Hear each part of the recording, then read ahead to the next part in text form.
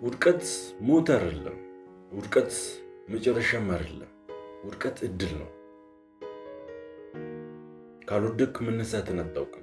ውድቀት እንዴት መነሳት እንዳለብህ በደንብ ያስተምራል። ያ ትምህርት ነው ትልቁ እድል። አንድ ጊዜ በአንድ መንደር ሲያልፍ ሁለት ትንንሽ ልጆች በአንድ ግቢ ውስጥ ባለ አንድ ትንሽ ዛፍ ላይ ለመውጣት ይታገሉ ነበር። ለነገሩ ዛፉ ላይ ለመውጣት ይጥር የነበረው አንደኛው እንጂ አንዱ ቆሞ ሲመለከተው ነበረ።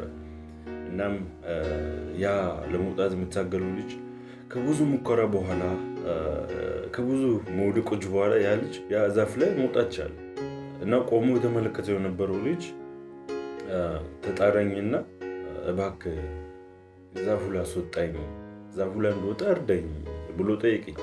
እናም እኔም ከቆመበት አንስቼው ተሸከምኩት። እናም ዛፉ ለመውጣት ቻለ። በኋላ ሁለቱም ልጆች ከዛፉ ላይ ተያይዘው ወደቁ። እናም ዛፉ በጣም አጭር ስለነበረ ማናቸውም አልተጎዱም ነበረ። እናም እንደዚህ ብዬ ጠየኳቸው፣ እስኪ ከእናንተ ማን ነው ዛፉ ላይ ቀድሞ መውጣው ብዬ ጠየኳቸው። እናም ያ ቅድም ዛፉ ላይ ለመውጣት የታገለ ብዙ ጊዜ የወደቀ የተነሳ የወጣው ልጅ ቀድሞ ወጣ ዛፉ ላይ። ያ ነገር ግን እኔ ተሸክሜ እንደወጣ የረዳሁት ልጅ ግን ዛፉ ላይ መውጣት ተሳነው።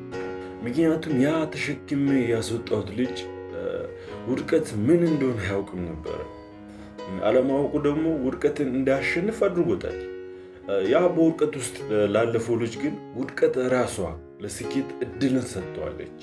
በተደጋጋሚ ወደ ስኬት የሚጓዝበትንም መንገድ አስተምረዋለች ማለት ነው። እዛም ነው በቀላሉ ተመልሶ ዛፉ ላይ መውጣት የቻለው። ወዳጄ ውድቀት እጅግ በጣም ምርጥ የሚባል መምህር ነው። ምክንያቱም እንዴት ውድቀት ማሸነፍ እንዳለብህ በደንብ ያስተምርሃል።